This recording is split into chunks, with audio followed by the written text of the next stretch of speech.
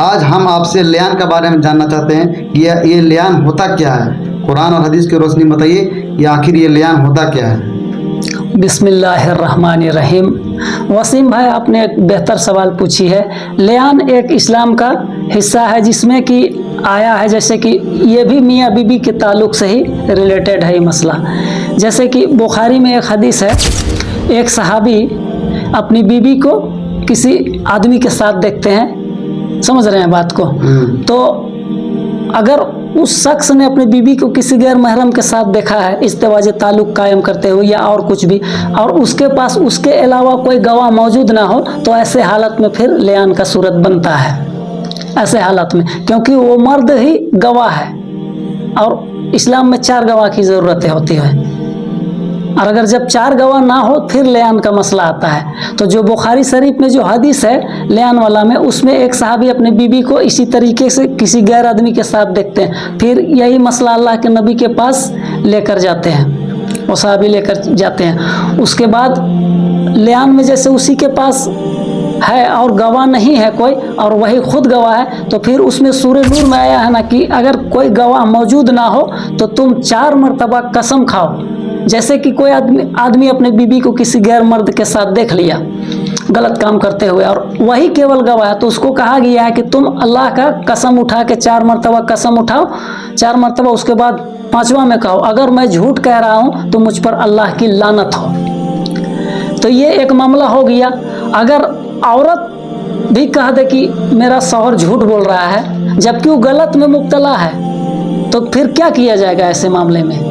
اس کے پاس بھی قسم کھانے کا آپشن ہے، قسم کھا کے جھوٹا قسم کھا کے بچ سکتی ہے دنیا میں، آخرت میں اس کا وبال تو ہوگا، لیکن وہ عورت بھی قسم کھا بیٹھتی ہے۔ پھر وہ صحابی کہتے اللہ کے نبی سے، اللہ کے نبی میں اگر اسے پھر اگر اپنے ساتھ لے کر جاؤں تو مجھ سے بڑا جھوٹا کوئی بھی موجود نہیں ہے۔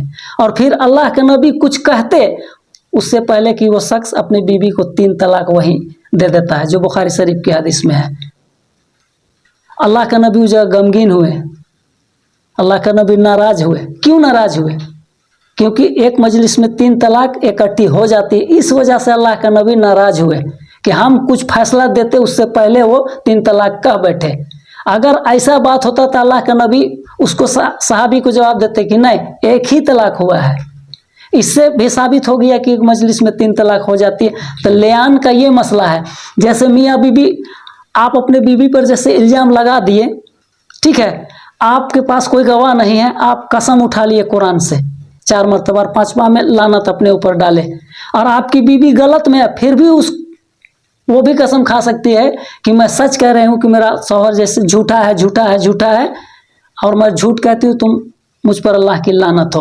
وہ قسم کھا کر بری ہو جاتا ہے۔ تو پھر دونوں طرف سے اگر گواہ نہ ملے تو وہ قسم اٹھائیں گے، ایک تو جھوٹا ہوگا، پھر بھی دونوں سچ نہیں ہوں گے، تو اس کا وبال اس کو آخرت پر ہوگا، اور اس میاں بیوی کو وہاں سے پھر الگ کر دیا جاتا ہے، جدائی کر دیا جاتا ہے۔ یہ ہوتا ہے لیان۔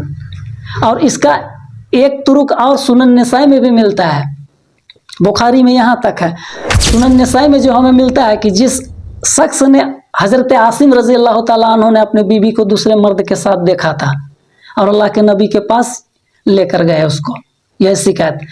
بعد میں جس کے ساتھ اس کا شوہر نے اس کو دیکھا نا، اس عورت سے اسی کا بچہ اسی طریقے سے پیدا ہوئی جس کے ساتھ اس کے شوہر نے دیکھا تھا، اور یہ ثابت ہو گیا کہ اس کا شوہر سچا تھا، اور اسی کے طریقے سے بچہ پیدا ہوا۔ سنن نسائی میں یہاں تک آتا ہے، بخاری میں یہاں تک آتا ہے۔ یہ ہوتا ہے لیان، جب گواہ موجود نہ ہو۔ اگر گواہ موجود ہے تو پھر لیان کا تو مسئلہ ہی نہیں آئے گا، لیکن گواہ موجود نہ ہے تو پھر ایسے حالات میں لیان کا ہونا ضرور، لیان کروانا پڑتا ہے اسلام میں۔